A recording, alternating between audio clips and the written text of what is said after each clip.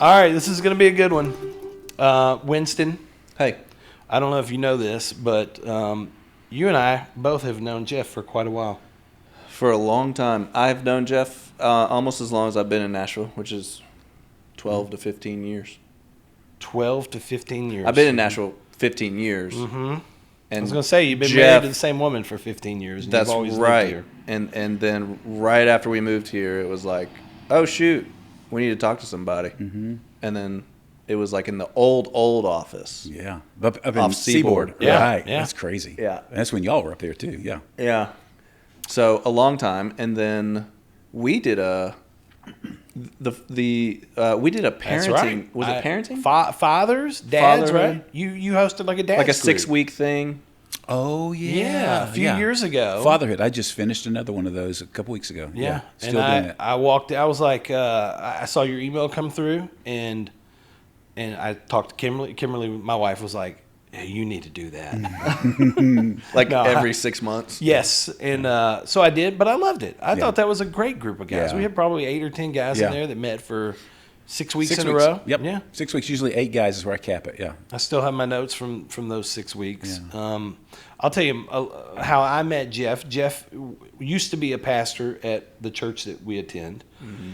And so I originally met him there and just kind of fell in love with this style and the way he teaches. And then, back years ago, I mean, and I've told Dave this, so I'm not saying anything that I haven't said to him. But when I was really wrestling with wanting to go out on my own and leave the comfort and security and safety of that place, I struggled with it, because it was part of my identity. Like the people that I had in my community kind of knew me as like, you're one of Dave's guys. So that it was a hard thing for me. And Jeff helped me tremendously think through. I mean, for a long time, I think I was coming over once a week. You'd roll up in that big Hummer. Do you remember those days?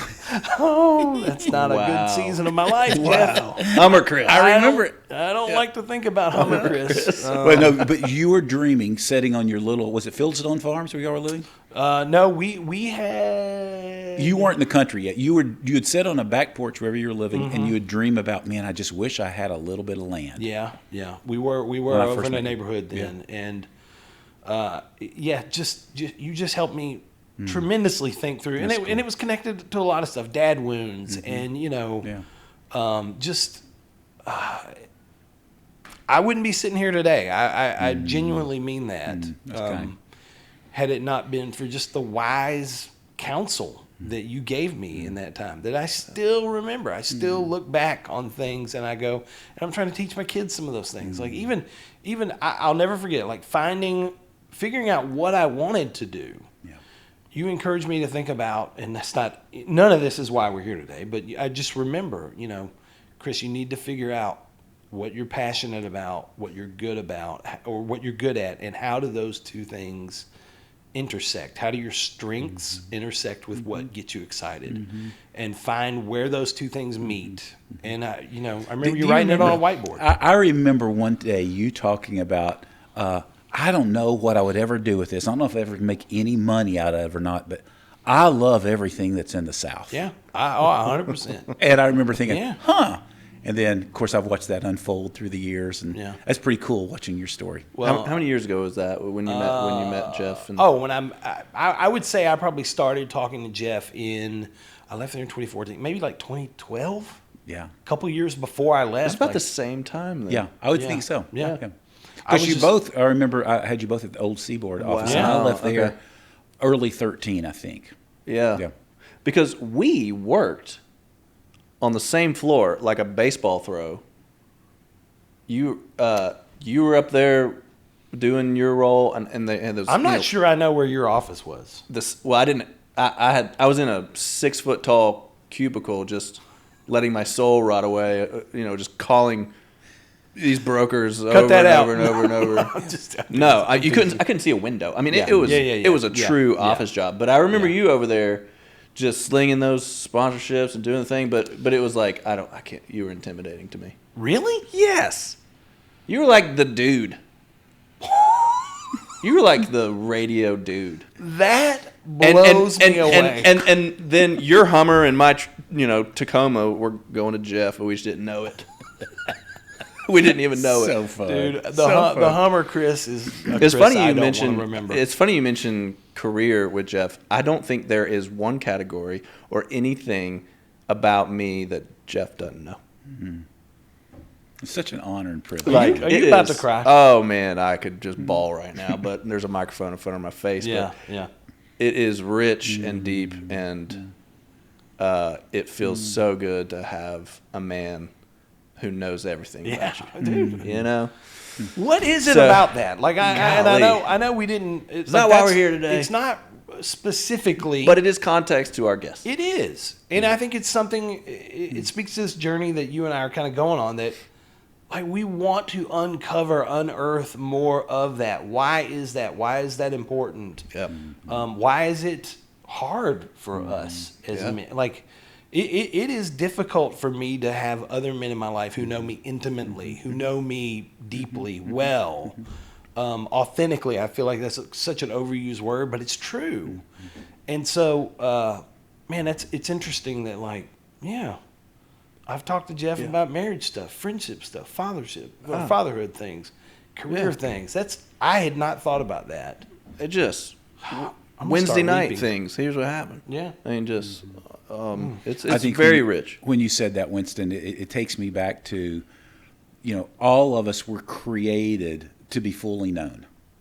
But, at the risk of sounding pastor again, if you go back to Genesis 3, the first thing Adam and Eve do after the fall is they grab fig leaves to go hide.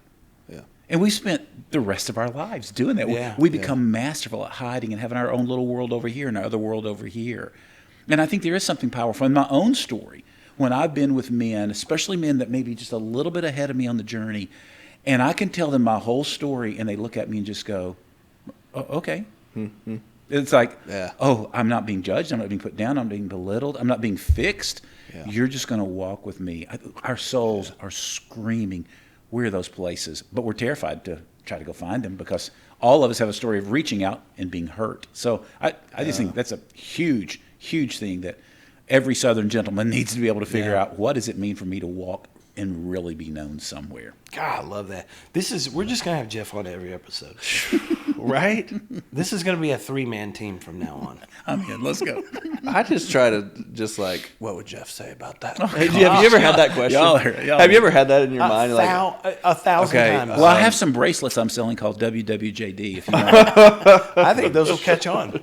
I think there's a place That's for those. a good idea, actually. Somebody should make those. That's terrible. What I think we specifically wanted to chat with you about today, and I have loved your candidness about this. Even like you text me, "Hey man, can we hop on a call?" Like I don't know that I'm 100% the right guy. Yeah, right. But I think Winston and I both we view you in a specific way that we love this about Jeff Helton, that you are so, I think, quick and open with, I'm not the expert here. I don't do all this stuff right. Yeah. I don't have all this figured out. But I do think you have a ton of wise counsel, and I think that what I have seen of you in your life, you don't love your wife perfectly, but you do love her well. And so specifically today, like we were curious about talking with you about connecting with our wives on a spiritual level. Yeah. And this is something that I know for me and my story, this is very intimidating for me. I feel very inadequate about this.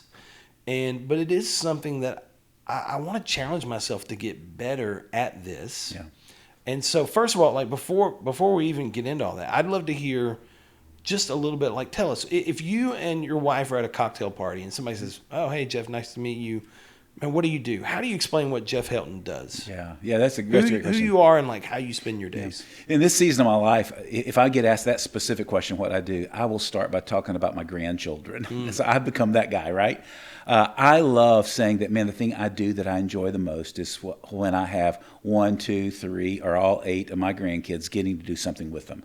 2 days ago, I was off work and I took the 3-year-old grandson and we spent 6 hours together. We went out and saw 4 of the other grandkids. We went hiking around.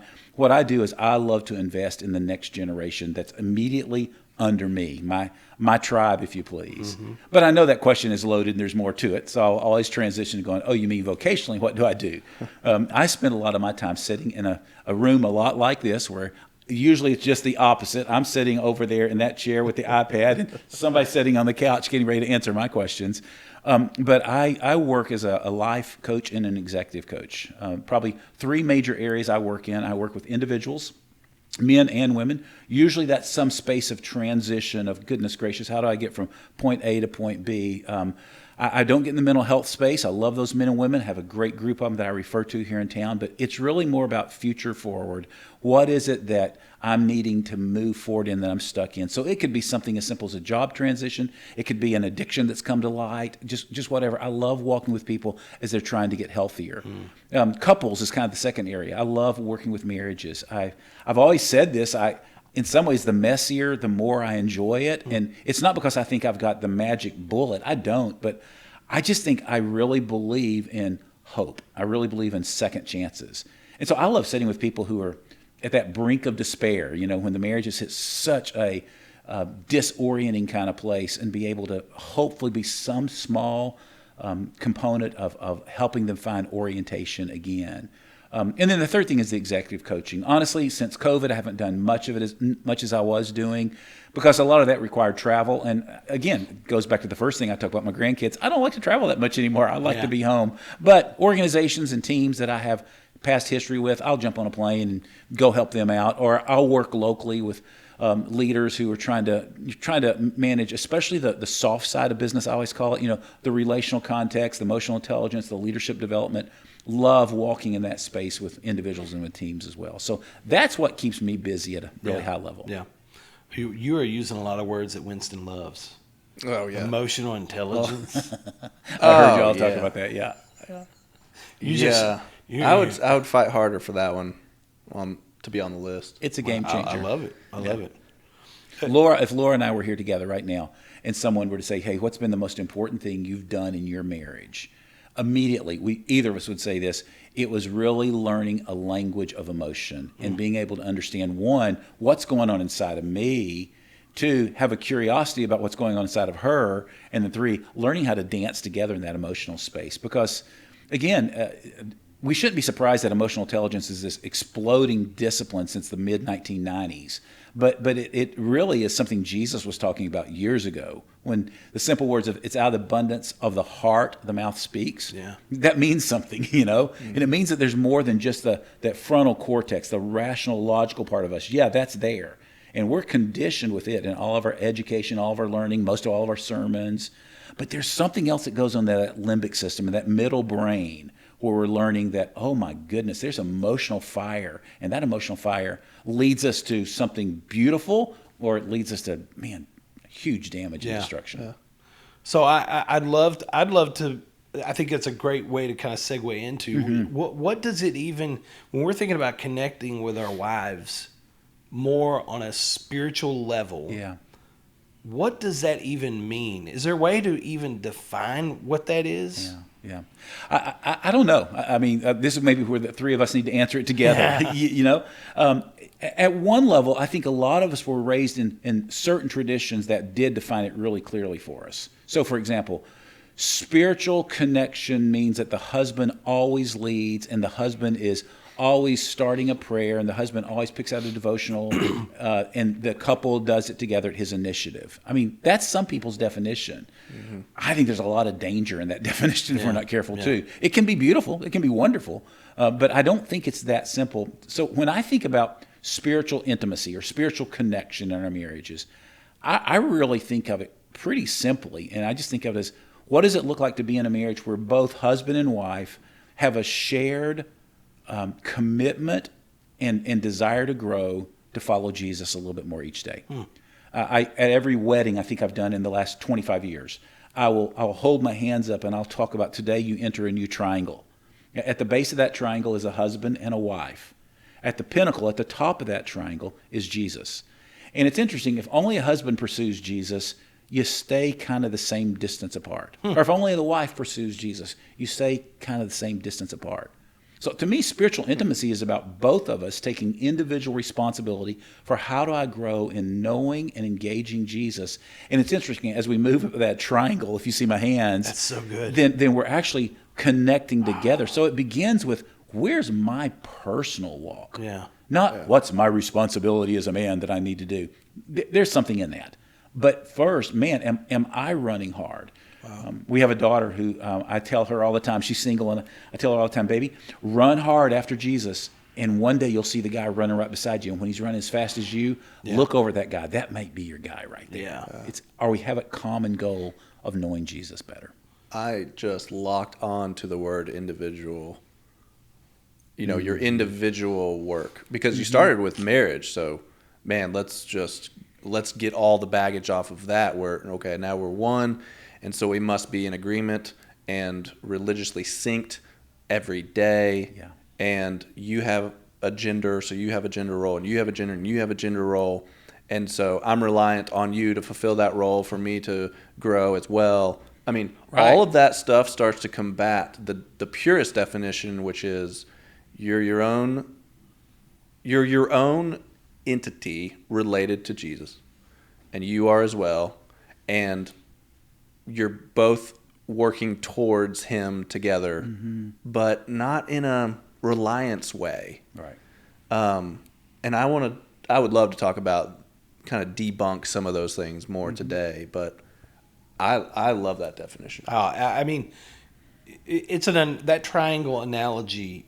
I get why people use it. I understand it. It's a good way to visually think about it, but it is like, that is so resonating with me. The fact that we're each on our individual track. I don't have to rely on her. She's not relying on me. But we can, even in our own pursuit, look over at the other. Like, we can play off of each other. Absolutely. And it does. It is going to bring us closer together as two humans who are in this union together. Can you really quickly tell the story of your marriage ceremony with the candles? Sure. Help me remember it right now. I'm sorry. So, you made it up. The big trend of the unity. Your marriage. Oh, yes. Oh, gosh. Okay, so when we got married, 80s, unity candle was the big thing. And the unity candle, if you don't know what it is, you had 3 candles sitting at the back of the altar right behind the pastor. We had one, yeah. Okay, yeah. And then there was this moment when, before the service, when the moms would come up and they would light one candle. My mom, or my stepmom at the time, would light a candle for me, and then Laura's mom lit a candle for her. And it's kind of this beautiful symbolism of, these families brought these lives and these lights into the world. And then at the appointed moment in the ceremony, the husband and wife go up and they pick up the candle and they light the center candle. It's the unity candle. Now the two have become one, and we turn and we blow our individual ones out and we put it back in. And it's this picture of two have become one. Yeah. Well, on our wedding day, we got married in the Chicagoland area. It was 95 degrees with like 130% humidity. It was brutal, and the church was not air conditioned.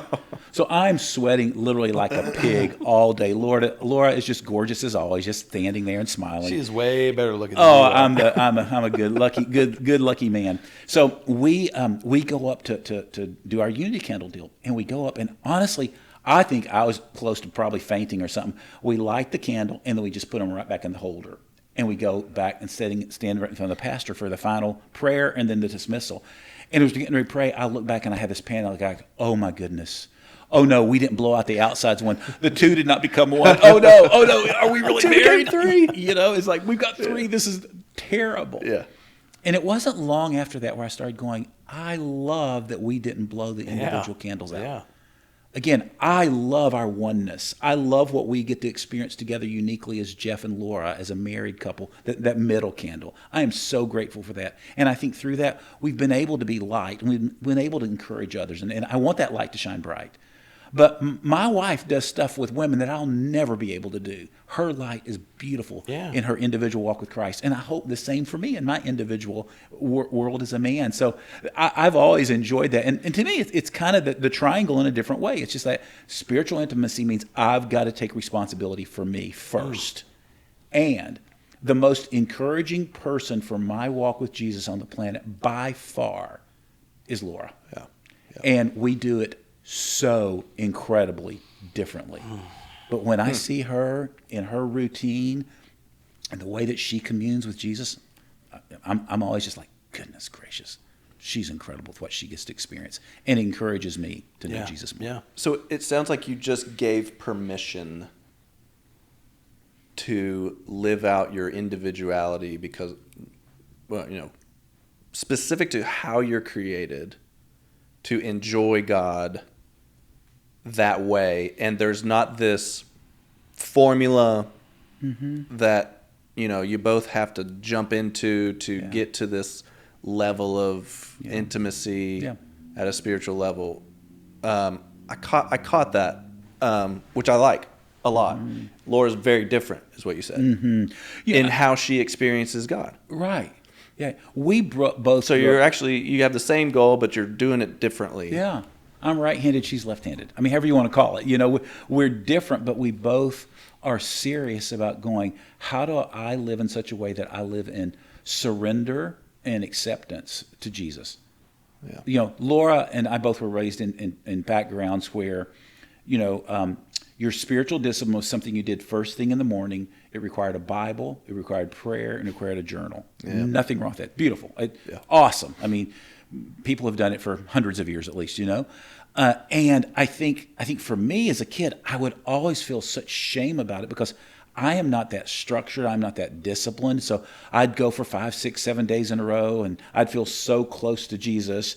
And then I would skip a day or two or miss a day or two, and suddenly I just felt like, oh man, I just don't take my faith seriously. Yep.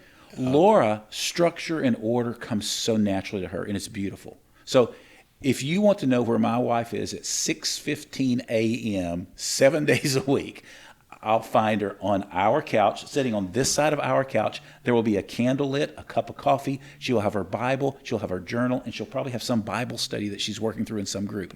And it's going to be there, and she's going to be 45 minutes or an hour just sitting there beautifully with Jesus. We were talking about this recently, and Laura said, Jeff, I don't think I've ever seen you just sit still with your Bible in your lap unless you're studying for something. And I thought, that's probably true.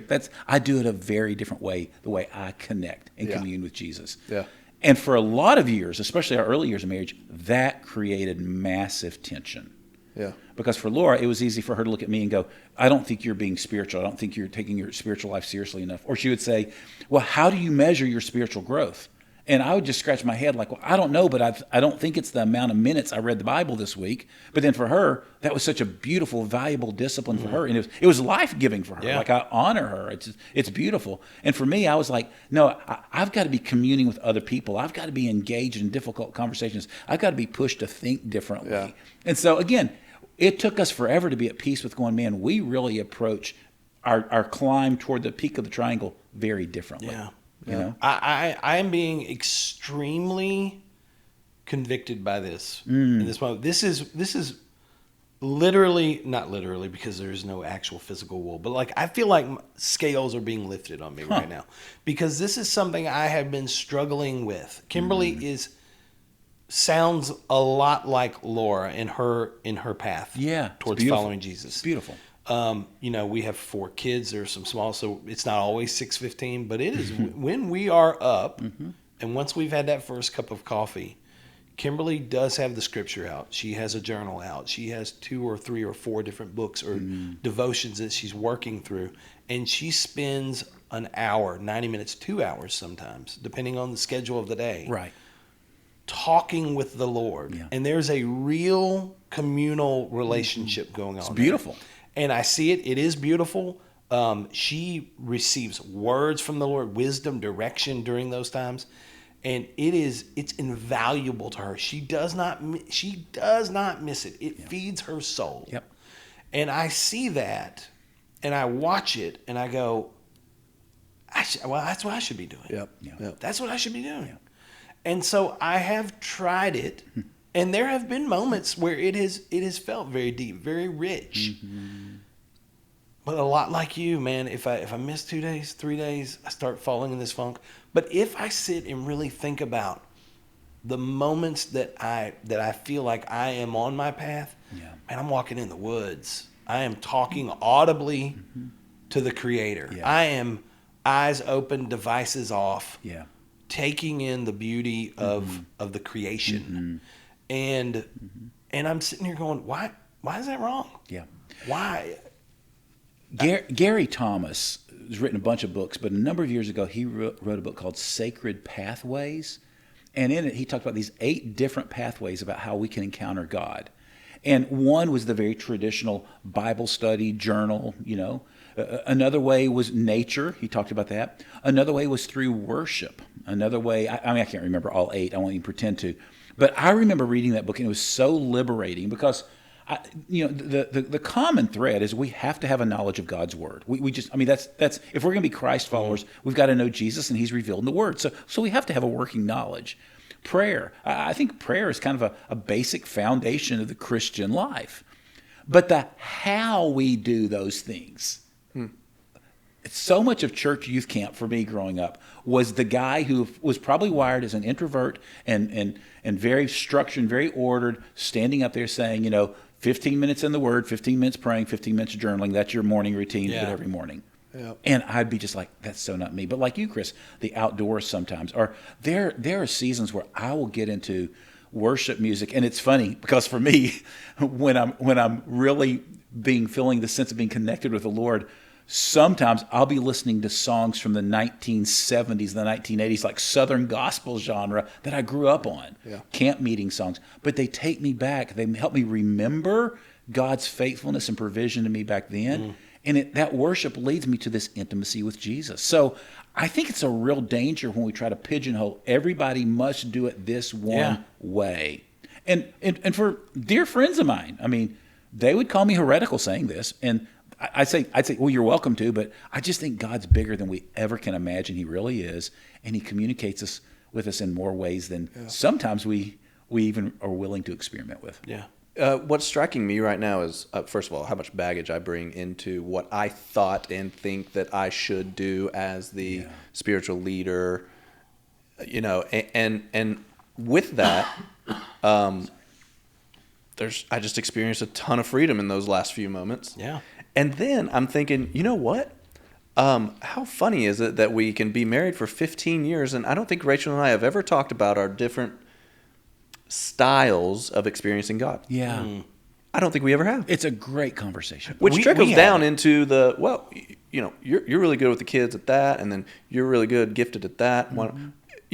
It can be a lot of different things. Mm-hmm. And I can pick that one up, and then you can pick this one up. Because, when I was growing up, my mom was she took on most of that spiritual prayer. It was prayer, it was the Bible on the couch in the mornings.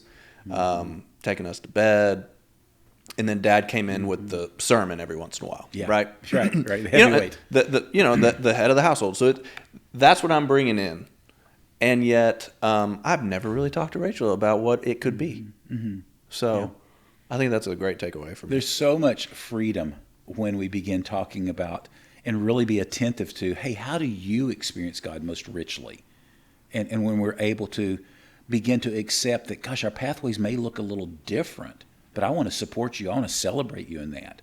And, part of what we're talking about today is, and we do try to figure out, so how do we enjoy this part of spirituality together? What does that look like as well? It's both and. Yeah, that's great. Why do you think this is, let me ask you, I know for me and my story, this has always been a struggle for me. Being the spiritual head of the household, the spiritual leader in the relationship.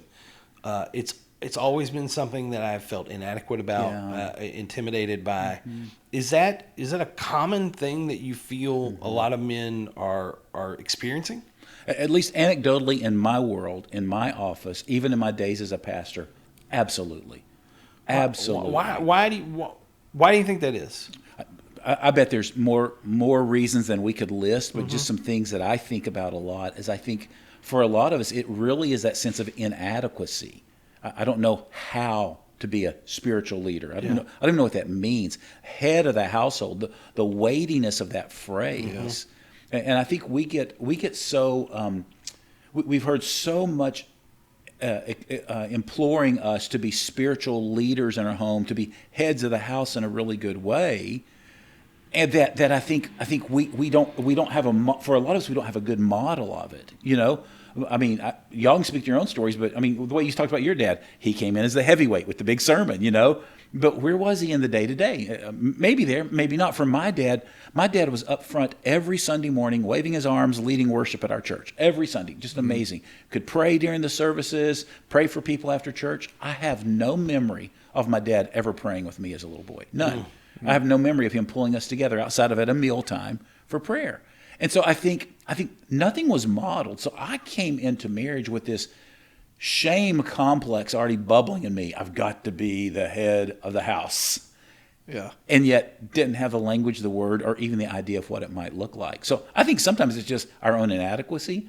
I think sometimes it's unresolved issues between husband and wife. You know, there's this dance that happens in most Christian marriages where the wife is disappointed that you're not leading us spiritually enough, and the husband is stuck in the shame cycle of, well, what's wrong with me? Why am I not leading better? Yep. And all you do, it's a cat chasing its tail. You stay stuck in it for years, decades, if you don't know how to break it. Exactly. Yeah, I don't know. Yeah. You know, and again, I'm sure there's layers of that. I think one of the things I've seen too is there's a lot of guys that can't lead spiritually, quote unquote, with their wife or with their family because they haven't led themselves first. And again, this kind of goes back to where we started today, but the art of self-leadership is really mission critical if I'm going to lead anybody else anywhere. And so I think sometimes there's a lot of reasons, but I think I've heard so many men through the years going, man, how do I do this better? Why is this so hard for me? So I hear you saying the first question is, are you spiritually connected to yourself? Yeah. That's is a yourself great way to say it. Spiritually connected? Mm-hmm. Because otherwise, how do you go home to your wife, Rachel, and say, hey, can I tell you something about God that I thought about today? Right. Or that I saw him, or I didn't see him and I'm kind of disappointed about. Exactly. I just don't know that it's in my vernacular, but why is it not in my vernacular? Well, maybe because I'm not necessarily connected in that way with myself first, you know. Or maybe you just don't have the habit of it either. I mean, I think it's want to be gracious to us. Maybe we are encountering and experiencing something with God, but it doesn't even show up on the radar. Ooh, I should bring my wife into this. I think she would want to hear about this. That's good. We'll talk about our frustration with our boss at work, with our wife all day long. That's good. But do we talk about, man, today when I was driving in to the office, I saw this sunrise, and when it happened, my heart was just filled with joy, and I found myself going, God, thanks for your creativity. Yeah. Like, that would be a beautiful, spiritually intimate moment to share together. If we are, that makes so much sense. I feel like a complete idiot asking some of these questions of you.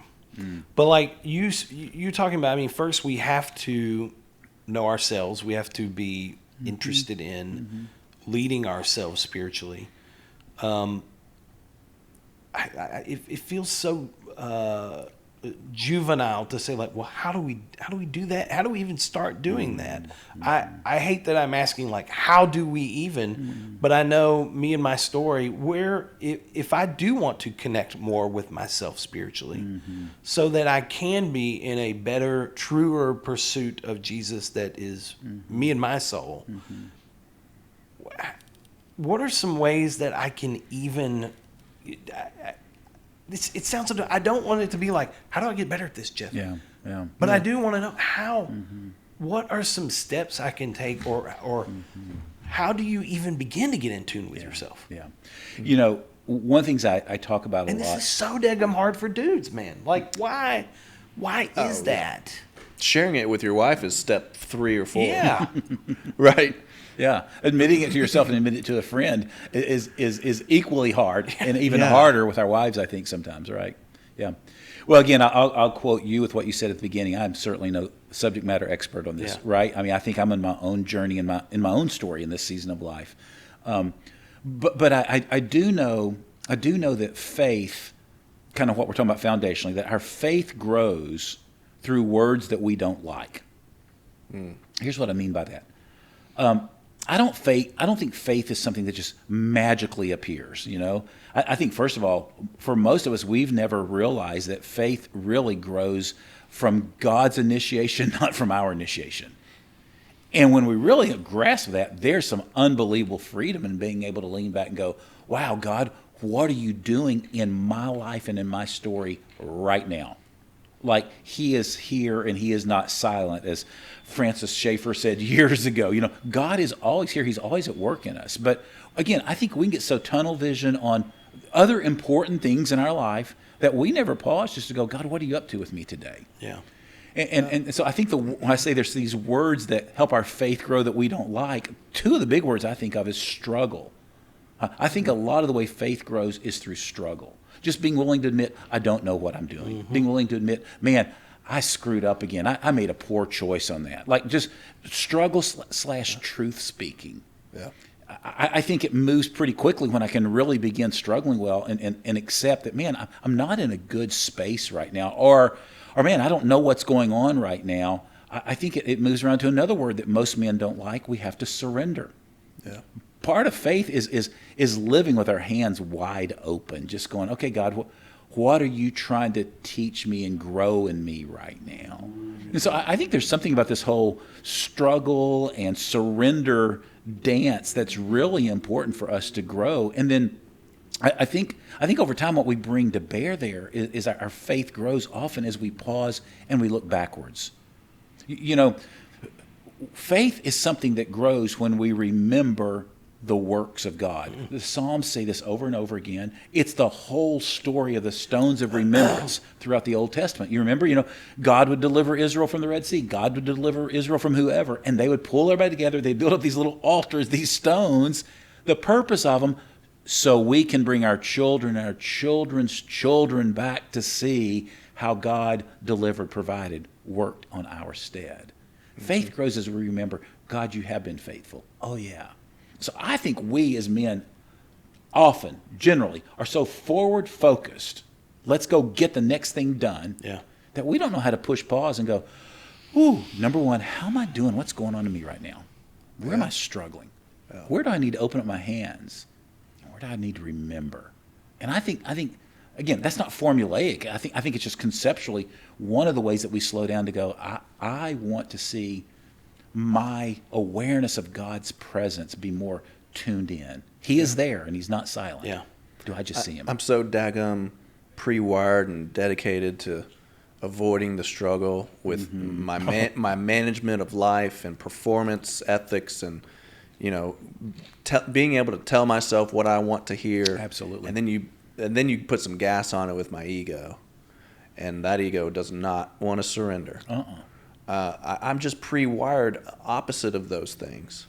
That in the day-to-day, I rarely find that softness that it takes to be where I am and to look at the struggle and to consider it, right? And then tune in, and have the capacity just to be like, okay, there's some struggle. Yeah, I need to surrender that. Yeah. And gosh, look how he used that before. Look how he used that struggle before. Yeah. Oh yeah, I remember that. Yeah. Okay, this is good. This is good. Yeah. Thanks, God. I think so. I love it. Man, there's like a you are. Well, there's a thoughtfulness to this. Yes. To this that is. I'm just being convicted. Like I just feel like I act like a Neanderthal most of the time. That it's you get up. It's what do I need to tackle? What do I need to attack? What needs to be accomplished? What needs to be solved? What needs to be fixed? And where am I going to get 30 minutes? Yeah. And it is. I do think this requires thoughtfulness, and even I would just say even silence, quiet. Yeah. And it may not be that sitting for 2 hours or 90 minutes or whatever, deep in devotions, but I do think there is something valuable about consideration, thoughtfulness, as we tune into like who we are as spirits and how we want to pursue Christ. Yeah. I love, there's a passage in the Old Testament in Isaiah chapter 30, verse 15. And once again, Israel has gone on about chasing other gods. This is my favorite scripture. Oh, I love it. I love it because of the twist in it, Yeah. And it's just that sense of God kind of shows up through the prophet and speaks. And this is what the Lord, the Holy One of Israel says. I mean, it's like, whoa, heavyweight, right? Do you know this one, by the way? No, I can't wait. Okay. No. But the passage says this. Jeremiah speaking on behalf of God. I mean, Isaiah, excuse me, speaking on behalf of God says this. In repentance and rest is your salvation. In quietness and trust is your strength. What an anti-culture verse. Well, listen to it. It's In unbelievable. repentance and rest. Repentance, the sense of turning or returning, that sense of I need to make a mid-course correction. Again, that's that struggle word to me. In repentance, in rest. Oh my gosh, anti-culture word. In quietness and trust. Sometimes I think trust is almost risk-like. God, I'm going to really take the risk to trust that you're doing something here as I surrender to you. In repentance and rest is your strength. In quietness and trust is your salvation. I said it backwards. Strength, Yeah, strength and salvation. The very next verse, though, it's the kicker. Yeah. But you. But you would have none of it. Yep. And then my paraphrase, instead, you got on horses, you rode harder, you went to battle, you did more, and drop on down several more verses, and yet the Lord your God waits for you. Oh. Those are the moments of conviction for me, to use your word earlier, that God is always here. He's always at work.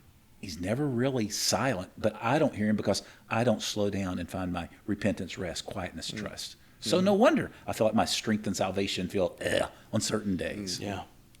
Golly. I love that that's an important passage in your story. Oh, yeah. I mean, it's I was struggling a few years ago thinking about shutting down our events because it was actually 2020 and we had a whole year of events laid out to be planned. I mean, that was our core business at the time. It's how we fed our family. And events were, I don't know if you guys remember 2020. It was kind of weird. Like, Was that a hard year? I can't that remember. was a hard year. People didn't really do events. You didn't want to go to events with thousands of people. Vaguely remember it. And we were having to cancel all of these events. And there was just an intense time of wrestling with this. And just the idea that rest, quiet, trust, that these things would be our strength. In returning. It was, I don't know, it latched on to me in 2020. I've just kind of held on to it. And now I've got it sitting by my bed at the house. Awesome. I love that. Yeah. The, A David Arms piece, actually, sitting by my bed with that scripture. Oh, I didn't know they had one of those. I'll have to find that. Yeah. Taking that idea and pulling Rachel back into the picture, the richest, most intimate times of our marriage has been when I achieve that level of thoughtfulness.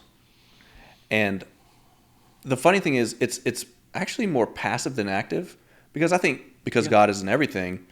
If I'm just aware, truly aware of my day to day, then it's very colorful, and there's a lot to talk about. And when I bring those big moments into Rachel, it is scary as crap. Yeah. I think, why do we not do this? Why is it hard? I would add, it's really scary. Absolutely. It's vulnerable, right? I mean, it's the deepest. It's not just me. Well, you put a spiritual level to it. My relationship with God. I mean, wow. That's and big. nobody knows the truth of it like Rachel, right? I mean, because she sees you in your good, bad, That's right. and ugly. Thank you, marriage. Mostly here's all of our mostly desires. ugly. Here's all of our. Yeah. So, if we are in that place, I bring that to Rachel. It's an incredible experience, but it is scary, and that's the number one reason I don't do it. Yep. Does the Followed fear, by tired, and you got the time thing, and when do we talk? is the fear, does it come from a place of just not wanting to be vulnerable? Like, where does the fear come from? It's kind of like with God, it feels unconditional, and with your wife, it feels like for some reason there's this maybe a little bit of risk of judgment, or there's some posturing, there's some image management. Yeah, Absolutely. I have to take her off the throne and say, here we are. That reminds me, in our early years of marriage, it was probably year, 2 or 3 or 4. I mean, it was super early. And I remember being very, very convicted for not being a good spiritual leader at home. And so I had this kind of like aha moment when I thought, that's it. For the rest of my married life, I will pray with Laura every single night. I will put my hand on her Yeah. and I will pray for her, and pray for us and pray together. So I remember doing that every night. I mean, maybe not some nights if I traveled or something, but every night we would get in bed and I put my hand on her, we'd pray. And I think I prayed most of those nights in those days, And I remember getting to the year point and going, that's a whole year. Man, I kicked butt and took names. You're really good at Awesome. it now. Yeah. I'm part of the Trinity, right? Like, Yeah, right. And I remember just a few weeks after that, this exposes just how wicked our hearts are, right? And the fear. That's what you made me think of. I remember one night getting in bed and prayed, and then just her response was just like, "Oh, thanks," and just probably tired. We had little kids, and just rolled over and went to sleep. And I remember lying there going, "Well, this is stupid. I mean, why did I do this? I don't think it even matters to her." Did I ever tell her about that? No, I mean, not till years later. But I remember the next night I thought, "Oh, I'll just stay up a little bit later. She'll go to bed, and that won't have to pray with her." And then, that routine, 54, 55 weeks, I just quit. I thought, nope, because I found myself too afraid to feel a sense of, oh, I don't think she liked that. I mean, was that really my purpose?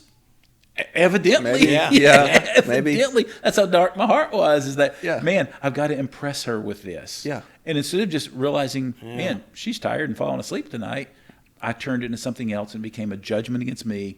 And I was like, I won't do that anymore. I was afraid of feeling rejected spiritually. It feels so much less about what we are doing and so much more about sharing where we are. Yeah. Just, here's where I am today.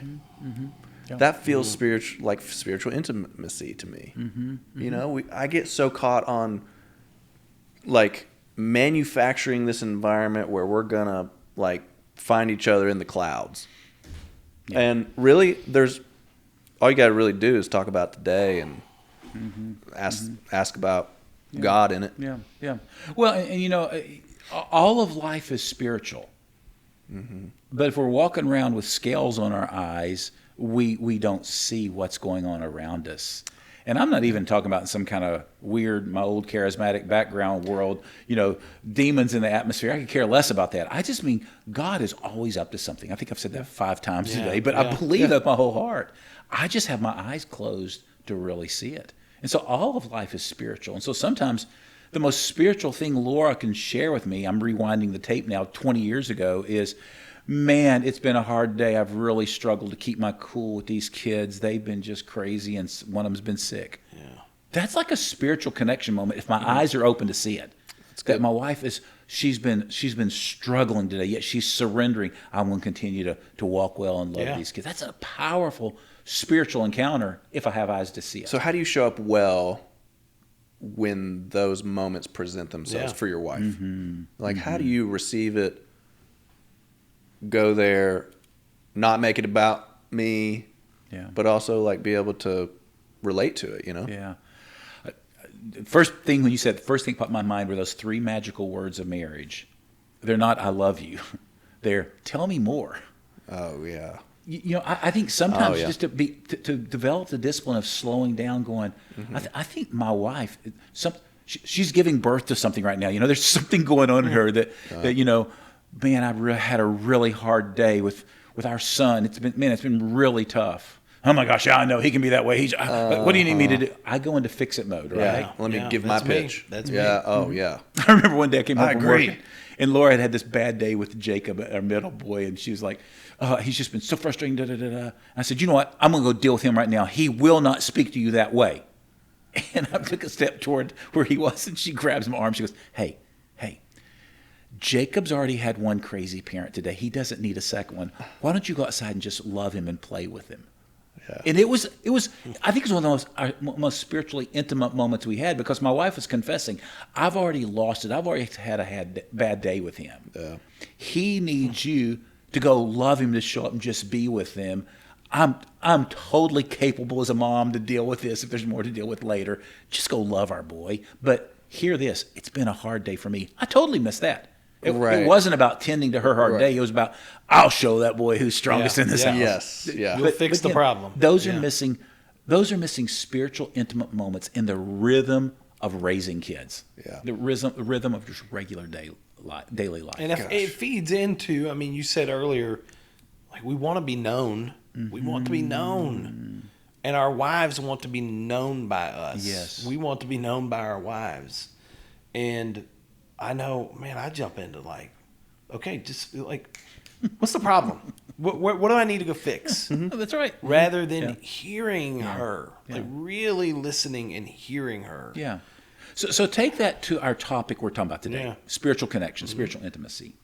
If we're not careful, we turn it into a problem to solve. Yeah. I've had 15. I've never met a nail I can't hammer, Jeff. Exactly. And if I have, I'll get a bigger hammer. Yeah. Because I know I can get it, But I think there's been at least 15, 20 times in the course of our marriage where I've thought, okay, I've got to fix this problem of our spiritual lack of intimacy, especially the first 15, 20 years of our marriage. And so it would be, I've ordered devotional books. There's probably not a Christian devotional book on the market that at some point I haven't purchased, right? And I don't think we've ever read through one of them completely. Now, we've read a lot of books together, but the official 365 Days to a Better Marriage kind of books, Or I'll fix the problem by, I'll make sure that we're reading a Bible verse once a week. I remember we had our Bibles. We had a Bible that we left in our kitchen before kids, and every day we were both supposed to read it separately, and then at dinner time we would talk about it. Again, so many short-lived problems I was trying to fix, because if we're not careful, we turn spiritual intimacy into one more daily to-do task. Yeah. By definition, that's not intimacy. Mm-hmm. Intimacy is about showing up fully. And so, this isn't, candidly, as we're talking, this is an area that, Laura and I, as recently as 3 weeks ago, we still have conflict about this area because we're so different in it. And she has these beautiful yearnings and longings for what she wants with us. And I like them. I support them. I think they're true. And in my journey in this season, I'm not showing up just that way for her. And is there a part of me that needs to man up? Maybe. But there's also a part of me that I've got to accept that, man, this is one of those dark night of the soul seasons for me. And most days Laura sees that, and she's patient and gracious beyond imagination toward me in that. Yeah. But even in these seasons, I would submit that we still connect spiritually because we have a shared value. We have shared conversations. Yeah. We both are, we had a little granddaughter born, another granddaughter born just a few weeks ago, and there was this little scare with her birth. Just a little something happened. We were like, oh no, there's a couple of days we were like, oh my goodness, how bad is this? Is she okay? Yeah. And we found ourselves more attuned to praying in that moment. And even for me, I thought, okay, desperate times causes me to say, oh God, show up. But there's also been moments when we've been through other desperate times and we've just walked it together and then said, hey, how are you processing this? Well, how are you processing this? Anything I can do for you? Again, all of life is spiritual. There's some beautiful moments to be found that are bigger than just the disciplines. And please, don't hear me wrong. If you're wired to have the daily 30 minutes together, awesome, do it. Yeah. One of my best friends on the planet, they've been married 36 or 37 years. They're about the same place we are. And it's amazing. Every morning that he's not traveling, they get up, and they both have the kind of lifestyle. They're empty nesters right now. They'll spend 30 to 45 minutes reading something out loud together, holding hands and praying. They've got a list of people they pray for daily. Every time I hear about it, I'm like, man, that's rich. That's awesome. That's incredible. And I don't know that will be a discipline I will ever master in this earth. But if it works, do it. Mm-hmm. The most important thing is, are we having the conversations about, hey, how are we feeling connected? How are we experiencing fruit of our spiritual life together? Those questions feel really important. Mm-hmm. Wow. Don't do it if you're trying to fix the other person. If you're doing that, every morning and it's beautiful and great, you might wake up a year later and she's like, okay. Yeah, exactly. Is that what I hear? Yeah. And sometimes it's not, like in that story, I wasn't necessarily even trying to fix something. Well, maybe. I was trying to placate. I was trying to please. Okay. Again. Play a role. Yeah. But I think there's something about being able just to go, I want this to come out of what we experience individually and bring it together, and then can celebrate what God's doing, how we're coming to know Him more richly, more fully, more intimately. I love all this. I'm ready to do 18 episodes with Jeff. We're going to talk about sex next. Oh, yeah. And we got to get to sex at some point. Spiritual intimacy and sexual intimacy, even throughout the Bible, they are so connected. When's the last time you heard a sermon about that? I've heard one on how not to have sex. Yeah. Oh, we heard a lot of those growing up. Yeah. No, but this dance of 2 to 1, I think sex is metaphoric. I mean, sex is the literal version of that. But what we just talked about, that is 2 to 1. We're two individuals come together. Here's where I'm at. Here's where you're that's at. cool. And then we're back to 2 to 1, 2 to 1. And sex is just the grand finale of that. But I totally agree with that. Yeah. Is there anything, now that we're with sex and spirituality, it leads me to wonder, is there anything that you would say, yes, men carry more of an emphasis with this in spirituality, and women carry more of an emphasis with this in spirituality? Or is it men and women created equal in the image of God, and you are uniquely made? Yeah. And so you're going to find your gifts and work with that. Yeah. Does that make sense? Is there something I need to go home and think about because you're the man? Yeah. You're the dad. You're the husband. Yeah. Or is it specific to the gifts? Yeah, you know? The traditional answer that I think the three of us have grown up in is, the man's about leadership, strength. The woman's about, the old words, submission, nurture, following, Right. I think those words have been so destroyed that I find myself hesitant to use those words. Yeah. Because I do think there's the reality of how each of us are fearfully and wonderfully made. And I think I like words far more about curiosity. Words like curiosity, as opposed to, well, my role tells me I should. Again, I can't read the Bible without feeling like there's something in there about initiation for us as men that really is important. Yeah, Yeah. But I think so much of the way it's been taught through the years is it can go the extreme of dominance. Where my wife's spiritual growth is my responsibility. And I don't want to let women off here. I think there's sometimes where I think women are going, well, I'm not growing because you're not leading me well. Yeah. Both of those need to be marked as heretical statements. Right. That's not whatever initiation / leadership looks like. To me, I've always said this. I think the most powerful. That's why I love the word emphasis. Yes. Because it's not that she couldn't initiate. Right. I mean, wow. Yeah. I am not that small-minded to say that, hey, Rachel, she has this thing that she wanted to talk to kids about, or I want to pray about this. Of course. Yeah. Of course you're going to initiate. Yes. Let's go. Yeah. No, I think one of my favorite, when we talk about head of the house, I think one of my favorite examples of what headship looks like is how Jesus loves the church. And, it's interesting. It's the whole Ephesians stuff of laying down his life, But to me, it's even the John 13 of Jesus, the most important dude in the room, looks around and realizes, nobody washed people's feet. Yeah. Let me grab a towel and a basin.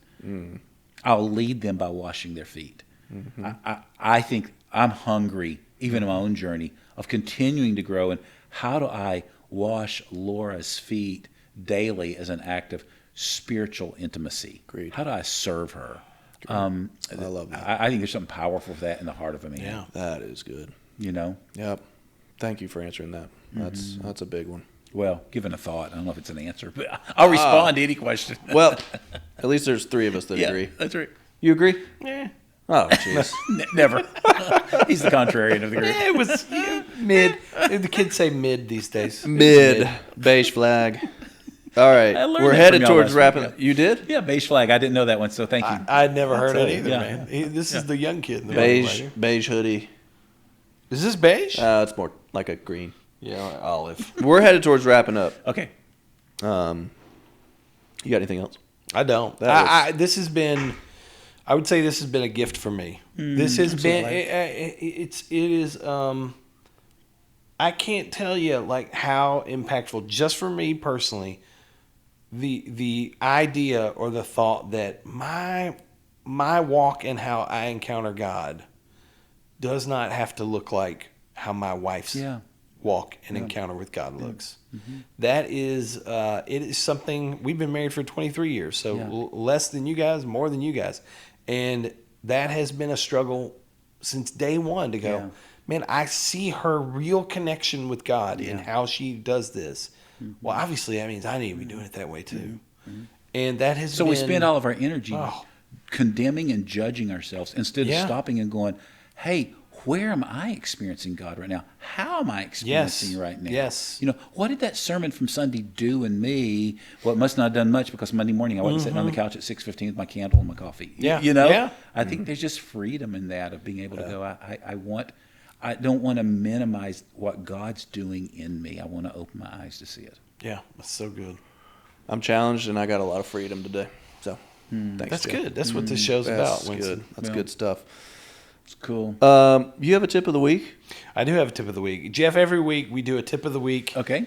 and a quote of the week. And we foolishly, or maybe not, alternate so that, Winston does the tip of the week and I do the quote. And then the next It's super I do the tip of the complicated. week. I It's love very it. Yeah, complicated. It's extremely I'm trying to follow complicated. it. I might need a It's graph. sophisticated. This is a very sophisticated podcast. I tell you what, I struggled with this. Are you trying to be on topic? Because I was. I thought that way originally. Okay. Because it was funny to me how we lined up on the other one that Yeah, had we more were. about cooking. Yeah. Your tip was about cooking. My quote was about cooking. This one was hard. I did approach it from that standpoint, but I was like, oh my gosh, I got to come up with a tip What's on the how to tip? connect with your wife. Yeah, that's a hard one. How to connect with your wife spiritually. That's why I gave it to you. So I didn't do that, but I did. Good, This is just good. one that, this may seem so simple to people, but I know that I didn't start doing this until a year or two ago, and it has changed the way that I do this specific thing. So this particular tip is about reading. Okay. It's about reading. That's not how to read. But I do know that in the past, I've said, okay, I want to read this book. And I really want to read this book in like 2 weeks or 3 weeks or something like that. And then I just start reading the book, and then it just lays there, and I'm like, oh, man, I'm not getting to it. And it takes me way, way longer. And so what I started doing, it's very stupid and simple, but it works for me. I see how many pages are in the book, how many days I want to read it in. I divide it by, and I go and I ear tab all of those in advance in the book. No kidding. Yeah. And so then when I start reading it, I read to the ear tab. I don't read past that. I don't read less than. I don't read more than. I read to the ear tab, and then I undo it, and I shut the book. And that's the way I started reading. And like I just finished my last book that I read that way, and I read it in the time that I wanted to read it. Good tip. Whew. That's a little tip. That's fantastic. Winston's ever like, that is Readers are lame ass leaders. crap. Readers are leaders. Is that your quote for the day? Yeah, that's my quote. I'm done. I actually really messed up. I have a quote. I don't have who quoted it. Oh my gosh, So- who said it? so if anybody's watching- You're quoting it. Do what? You're quoting it. I have the quote. Yeah. I don't have the guy. Okay, Though. gotcha. It is a guy, but I forget his name. It was like a 3-name guy. Henry David Thoreau. It was like Al something something. Okay. All right. And it is on topic-ish. Compatibility is an achievement of love. It must not be its precondition. Romanticism has been unhelpful to us. It is a harsh philosophy. So, to unpack that a little bit, Yeah. I'm going to have to replay that on the video and really let it digest. she's not there to fix you. Compatibility is you working on yourselves individually. And that is the achievement of love. Man, I love that. It's good. Kind of where we started. Yeah. Full circle. It just brought it back. Jeff, we appreciate your Yeah, time. Jeff, thank Love you. you guys. It's so fun to sit here with y'all. I mean, Fun real honor. quick, like we've learned about who you are. I think this episode has been a gift for me personally. I would say it's been a gift for you. You've Confirmed. said you've gained a ton of freedom in Confirmed. the last hour. So I mean, Yep. that's a gift. But if somebody out there is watching this and they're like, "Oh, Jeff's a pretty interesting guy. Like I want to connect with him. I want to pay attention more to the type of work he does." What are some ways that people could connect with you? Yeah, the easiest way is website. You know, we've got a very simple website, but it tells about what I do, what my wife Laura does, and then we have our daughter, and then another young man that specializes in that adolescent college age as well. And we're all in that life coaching space, trying to walk with people. But our little organization is called Wellspring Coaching and Training, and so we're wellspringtn.com. Love it. There's, we do a little monthly newsletter you can sign up for. We're trying just to, what resources can we put out there? But that'd be the easiest way, and then feel free to ever reach out to me, and if I can partner with you in any way, be honored to. I love it. I can't wait for the next certainly will. episode where we I talk certainly about will. sex. Do what? I can't wait for the next episode when we talk about sex. Oh yeah, it was just a little teaser today. Okay, Winston, All right. are you going to send us out with those famous words? I feel like you should do it today. No, I think you're great at it. All right, well, keep coming back, y'all. That's what he it. says. That's what That's we it. say. That's perfect. You and you and you. All right, let's do it. And you. 1, 2, 3. We didn't even have We to were do in that. sync. We just did it. We were perfect.